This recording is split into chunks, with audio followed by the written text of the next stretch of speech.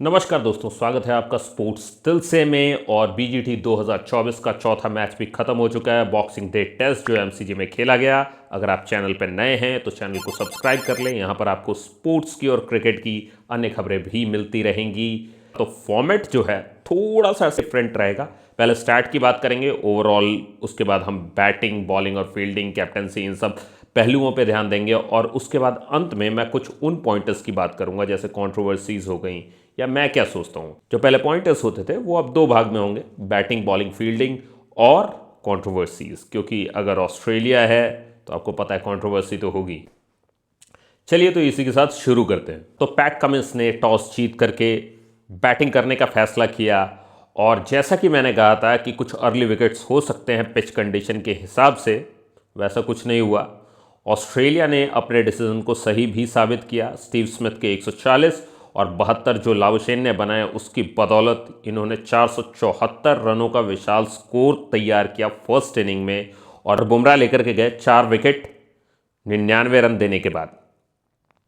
उसी के साथ जब उनका जवाब देने इंडियन टीम उतरी क्रीज पे, तो उन्होंने ज़रूर मेरी बात को सही साबित किया। और एक्चुअली मैं इसका वेट भी कर रहा था कि जब इंडिया खेलेगी फर्स्ट इनिंग तो वो ज़रूर इस बात को साबित करेगी कि वहाँ अर्ली विकेट्स होंगे। हालांकि जायसवाल ने 82 रन बनाए ज़रूर, और बाद में नीतीश रेड्डी ने 114 बनाए और 50 बनाई थी वाशिंगटन सुंदर ने, जिसकी बदौलत इंडिया एक सम्मानजनक स्थिति में पहुंचा और 369 रन बना पाया। और आप कह सकते हो कि इसी की वजह से, चाहे ऑस्ट्रेलिया के पास 105 रन की लीड थी, लेकिन उन्हें दोबारा बैटिंग करने आना पड़ा। अगर फॉलो ऑन हम नहीं बचा पाते तो शायद ये और बुरी हार हो सकती थी। तो खैर, इस इनिंग में 3-3 विकेट लेके गए कमिंस, बोलिन और लियोन। अगर सेकेंड इनिंग की बात करें तो यहाँ इंडिया की बॉलिंग परफॉर्मेंस थोड़ी अच्छी दिखी। 234 रनों पे ऑल आउट किया ऑस्ट्रेलिया को, जिसमें लाबुशेन के 70 रन, कमिंस और लियोन के 41 रन थे। बुमराह इसमें 5 विकेट लेके गए। लेकिन इंडिया को मिला 340 रनों का लक्ष्य, जो कि एक दिन में बनाना, जो कि 90-80 ओवर में बनाना कोई बड़ी बात नहीं थी। मतलब अगर आप वनडे की तरह भी खेलते तो इसे बना सकते थे, मगर जिसका डर था वही हुआ। जैसे कि इंडिया एक प्रेशर सिचुएशन में हमेशा चोक करते, इस बार भी बैटिंग टॉप ऑर्डर ने हमें निराश किया। और वही नतीजा वही रहा, ढाक के 3 पात, कि कुल मिलाकर के परफॉर्म करने वाले बंदे ही परफॉर्म करके गए और जिनसे उम्मीद थी वो सब फिर से नाकाम रहे। तो ऋषभ पंत ने अपने फर्स्ट इनिंग के शॉट से सीखते हुए, जो कि गावस्कर जी ने उन्हें कहा भी था कि बड़ा स्टूपिड शॉट था वो, तो उससे सीखते हुए इस बार 104 बॉल खेले और 30 रन बनाए। हालांकि फिर उन्होंने बेवकूफ़ी कर दी कि एक लॉफ्टेड शॉट मार के आउट ज़रूर हो गए, लेकिन उसके बावजूद मैं कहूँगा कि फिर भी एक अच्छा काम किया था उन्होंने कि काफ़ी देर तक टिके रहे विकेट पे।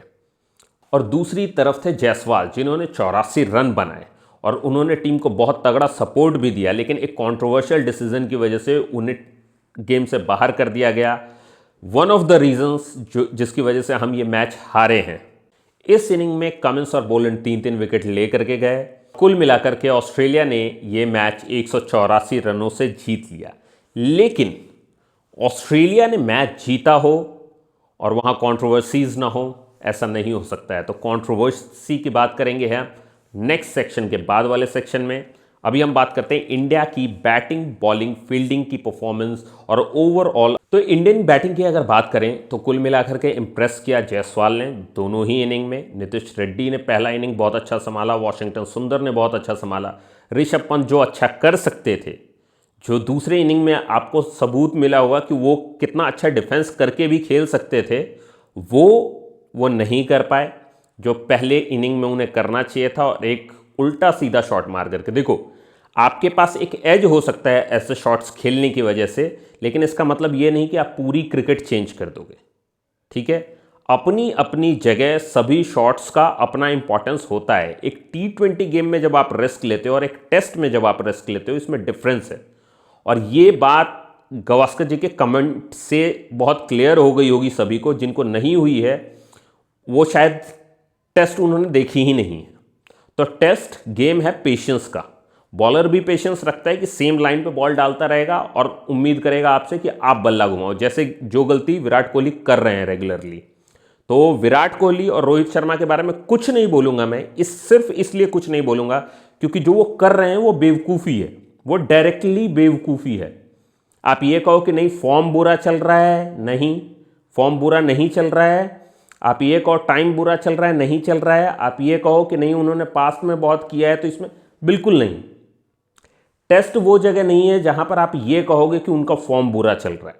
टेस्ट का मतलब ये है कि आप जितनी मर्जी उतनी बॉल खेल सकते थे, जस्ट आपको पेशेंस रखना था, जस्ट आपको मेंटल बैलेंस रखना था अपना, कि आप ये बता सको सामने वाले को कि आप मुझे नहीं तोड़ सकते हो। This is why it is called test. अगर आप वो नहीं कर पाए हो, I am sorry, you have failed, जो भी था। सो बैटिंग में हमारी परफॉर्मेंस प्रिटी मच पुअर रही है, एवरेज भी नहीं, पुअर रही है। आप एक बंदे के कंधे पे, जैसे पहले कोहली के कंधे पे सब कुछ होता था, आप जायसवाल के कंधे पे सब रख के नहीं चल सकते हो। अगर हम बॉलिंग की बात करें तो बॉलिंग में जस्ट बुमराह परफॉर्म कर रहे थे फर्स्ट इनिंग में, ज़रूरत से ज़्यादा प्रेशर डाल दिया बुमराह पे, और उसके बाद पहले बॉलिंग करवाओ उनसे, 100 ओवर फील्डिंग कराओ, 125 ओवर फील्डिंग कराओ, और उसके बाद उम्मीद करो कि वो बैटिंग भी करेंगे, क्योंकि बैटिंग तो टॉप ऑर्डर कर ही नहीं रहा है। तो ज़रूरत से ज़्यादा प्रेशर डाल दिया है बुमराह पे। सिराज ने दूसरे इनिंग में आकर के अच्छा कैचअप किया, पहले वाले इनिंग में एवरेज परफॉर्मेंस ज़रूर थी, लेकिन ओवरऑल देखा जाए तो बैटिंग का भी प्रेशर बॉलिंग पे आ जा रहा है कि हम रन नहीं बना पा रहे हैं, आप लोग विकेट ही जल्दी निकाल लो। फील्डिंग में कैचेस छूटे हैं, जिनसे छूटे उनका नाम लेने की ज़रूरत नहीं है, लेकिन हाँ आप कह सकते हो कि पूरी टीम का बैलेंस हिला हुआ है, इसीलिए मिस फील्डिंग हो सकती है। समझ में नहीं आ रहा है कि क्यों हो रहा है ये। एक टीम जो सब कुछ अच्छा कर रही थी, अचानक से इतना बेकार कैसे परफॉर्म करने लगी। क्वेश्चन उठाता है ये कैप्टनसी पे, कोचिंग पे, आखिर क्या ऐसा गलत हो रहा है, मेजरली क्या गलत हो रहा है। अब बात करते हैं कैप्टेंसी की। कैप्टेंसी पैथेटिक रही है, बकवास रही है, घटिया रही है, इतनी घटिया कैप्टेंसी रही है कि खुले शब्दों में ये कहा जा सकता है। एक होता है ना कि कोई आपका दिन होता है, दिन की बात ही नहीं है ये, आपकी टीम पूरी डल दिख रही थी, आपने जाकर के 3rd 4th डे के बाद पिक करना चालू किया है, 4th डे से आपका लगा कि हाँ चलो थोड़ा मोराल बूस्ट हुआ है। अदरवाइज बॉडी लैंग्वेज बता रही थी कि नहीं आप खेलने नहीं आए हो, आप जीतने तो नहीं आए हो। कुछ और भी पॉइंटर्स है कैप्टेंसी के। पहली चीज, मैंने पिच रिपोर्ट वाली वीडियो में ये बात कही थी कि आपको बहुत केयरफुली अपनी टीम चुननी है, एक स्पेशलिस्ट बॉलर आपको अलग से ले जाना है। मैंने कहा था कि प्रसिद्ध कृष्णा को ले जाना अच्छा रहेगा इसमें।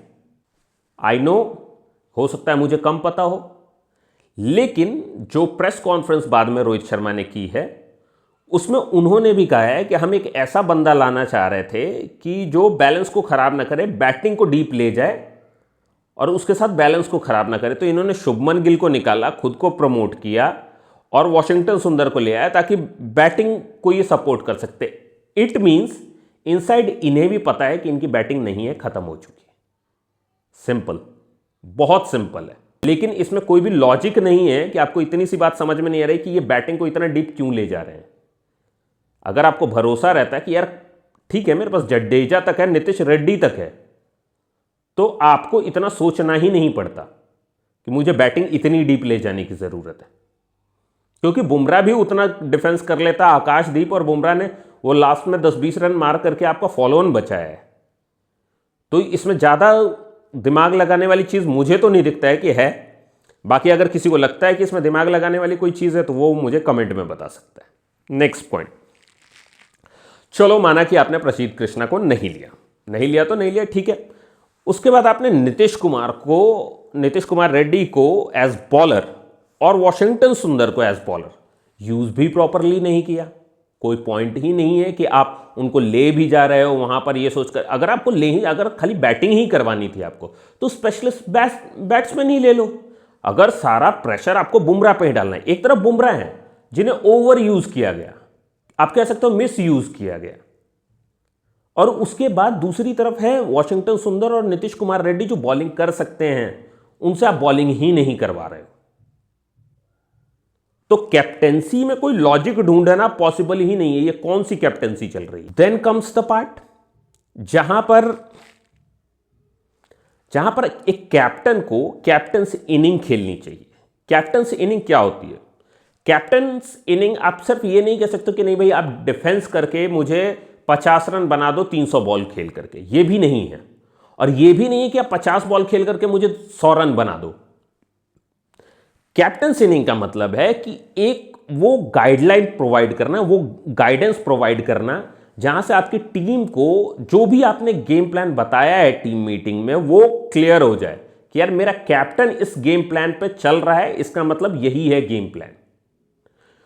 And looking at Rohit Sharma's batting right now, I don't think he has a game plan. उसके पास कोई गेम प्लान नहीं है, मुझे नहीं लगता है। अश्विन के रिटायरमेंट वाली वीडियो में मैंने ये बात कही भी थी कि अगर अश्विन को थोड़ी भी होप होती ना इस टीम से तो वो रिटायरमेंट नहीं लेते। अभी 10-12 मैच अभी और शायद खेलते हो, लेकिन उन्होंने कहा अब ये टीम इस टीम का हो गया है। तो सेम चीज मैं कहूंगा कि जो बैटिंग की है रोहित शर्मा ने वो बताता है उनका मेंटल कंडीशन क्या है। अभी कैप्टेंसी के वो बैटिंग के लायक भी नहीं है अभी, कैप्टेंसी तो दूर की बात है।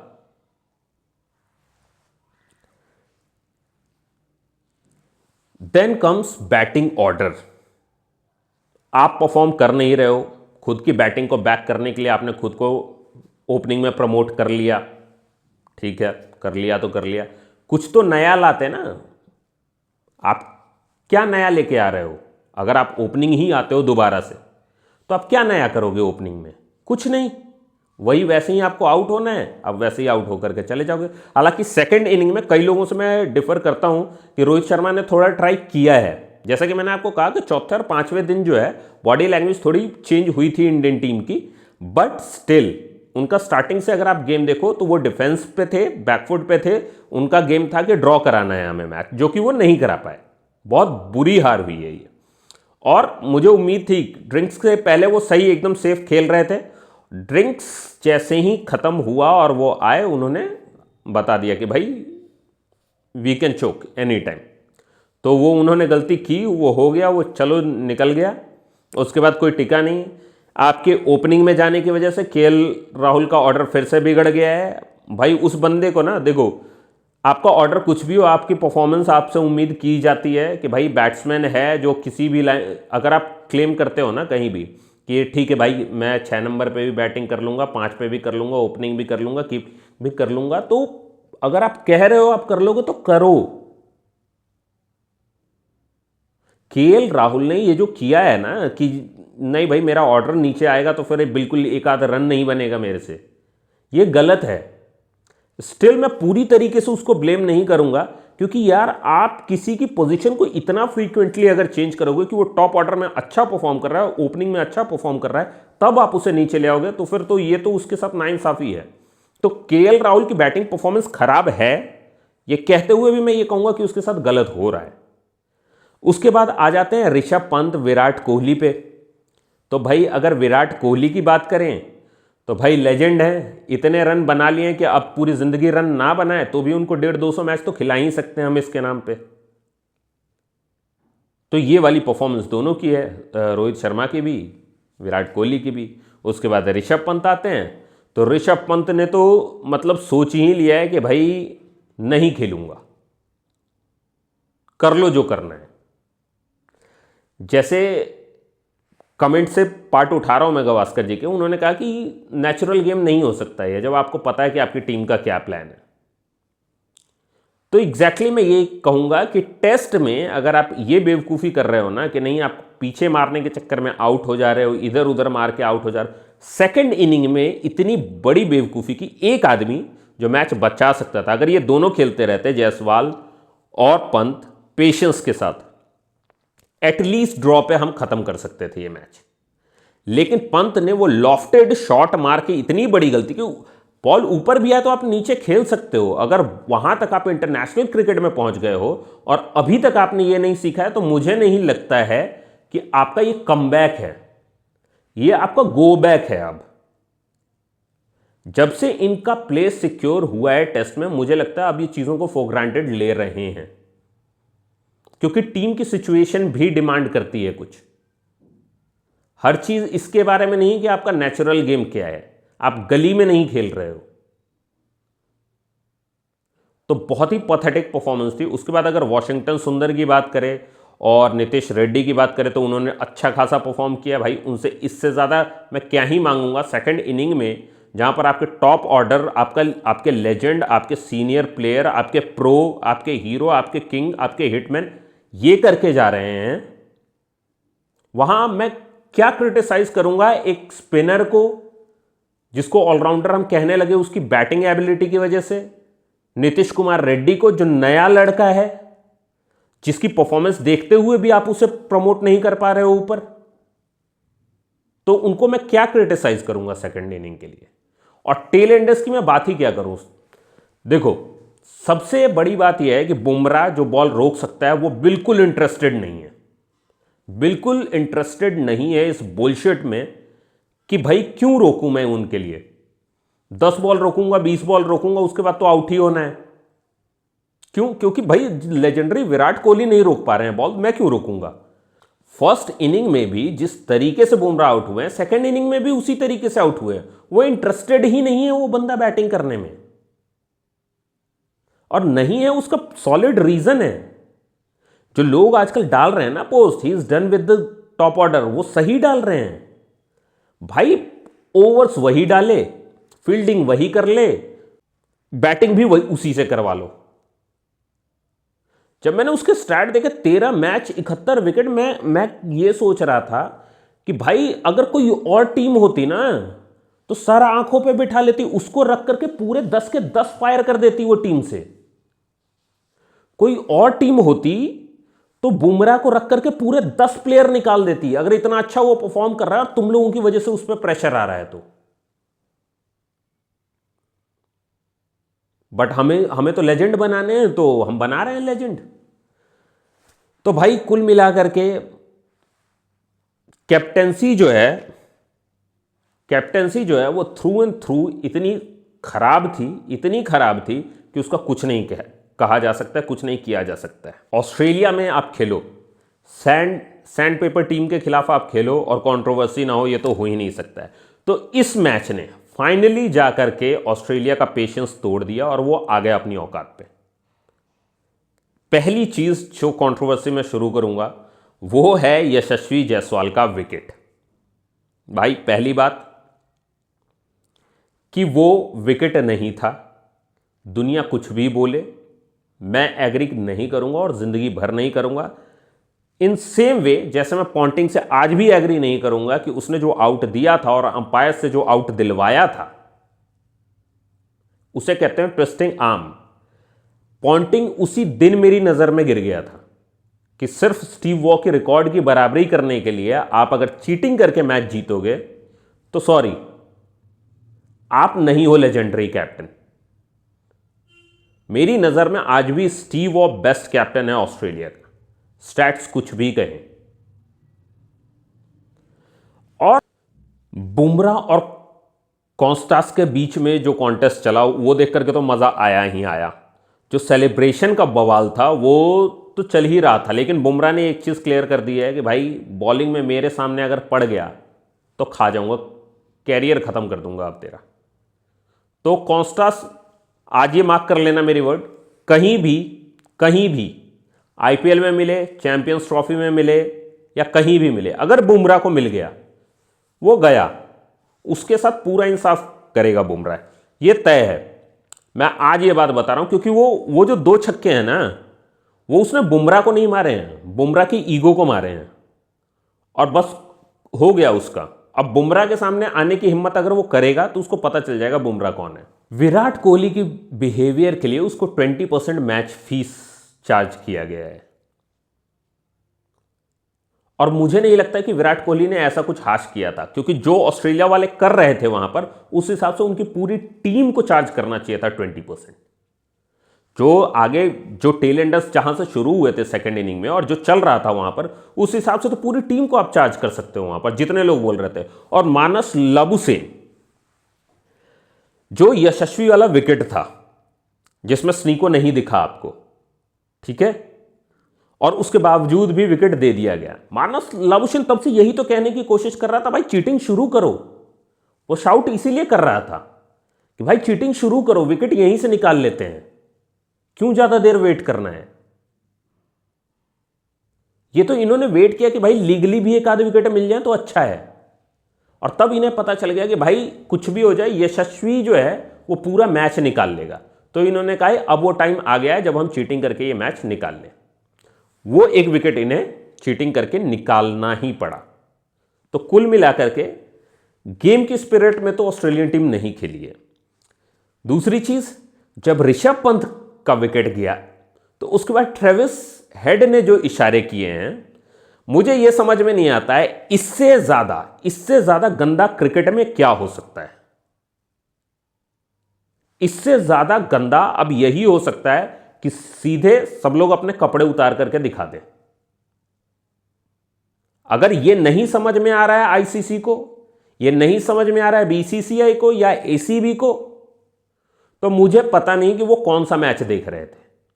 बाद में उसका एक्सप्लेनेशन किसी अखबार के थ्रू उसने भी दिया, पैट कमिंस ने, कि वो इनसाइड जोक था, जिसका मतलब भी नहीं बताया उन्होंने, लेकिन उन्होंने कहा ये इनसाइड जोक था। अब इसका मुझे जानना है कि क्या मतलब बनाने वाले हैं ये लोग, ठीक है। लेकिन इतने नादान तो ना हम हैं, ना आप हैं, ना और लोग हैं जिन्हें यह नहीं पता चल रहा है कि किस तरीके का जोक था, ठीक है। लेकिन वही जोक जब इंडिया वाले करने लगेंगे ना, तो फिर इन्हें तकलीफ होती है। ऑस्ट्रेलियन मीडिया जो सेंट बना घूम रहा था, आज की डेट में उसका मुंह बंद है। आज उन्हें अपनी चीटिंग दिखाई नहीं दे रही है। आज उनसे यह नहीं कहा जा रहा है कि भाई हम चीटिंग करके जीते हैं ये मैच। पता है क्यों? क्योंकि they are bloody sandpaper team. इसके बाद इनके प्लेयर जहां भी गए थे सैंड पेपर वाले इंसिडेंट के बाद, उनके साथ हुआ था, उनकी फैमिलीज के साथ हुआ था बुरा व्यवहार, और सबने उसकी बुराई की थी कि यार ऐसा नहीं होना चाहिए, बट दे डिजर्व्ड इट। कहीं भी वो जाते हैं, कहीं भी पहुंचते हैं, फैमिलीज के साथ नहीं, लेकिन उस बंदे को पर्टिकुलरली ये बताना जरूरी है, उसके मुंह पे कुछ बोलो मत, असॉल्ट मत करो, बट उनको सिर्फ ये कह के बुलाओ they are from a sandpaper team. पूरे 11 के 11 जब सैंड पेपर यूज हुआ था तो एक बॉलर ने यूज नहीं किया था, वो उस बॉल को एक बॉलर ने यूज नहीं किया था, दो बंदे ने यूज नहीं किया था। इन्होंने दो बंदों को स्केपगोट बना करके पूरी टीम को छोड़ दिया था। और ये लोग कह रहे थे कि 20% कोहली पे जो फाइन लगा है वो कम है। तो ये जो जीसस बने हुए हैं ना ऑस्ट्रेलियन मीडिया वाले, होलियर देन दाऊ बने हुए हैं, तो ये कोई दूध के धुले नहीं है।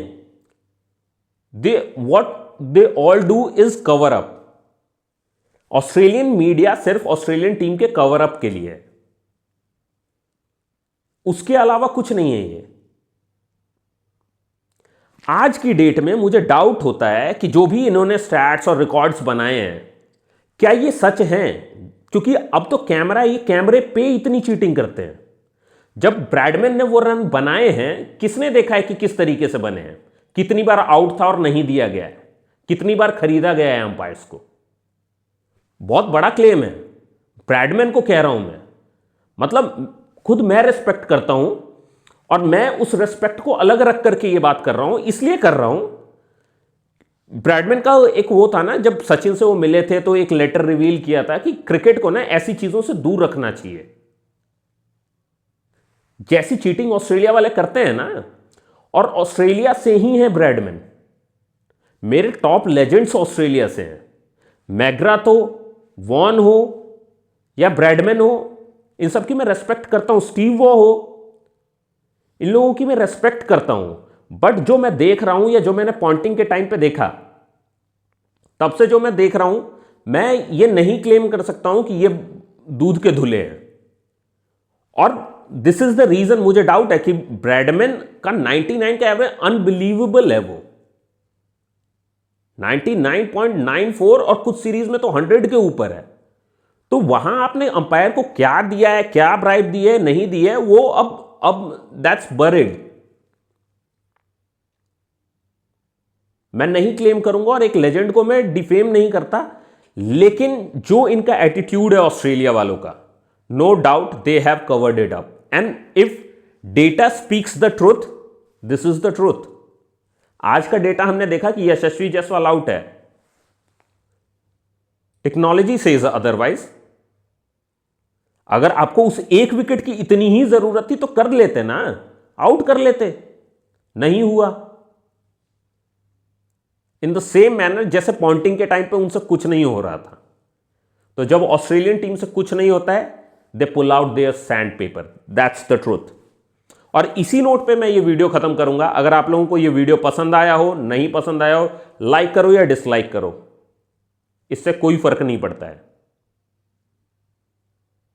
इससे कोई फर्क नहीं पड़ता है कि आप लाइक करो या डिसलाइक करो, but this is what I think.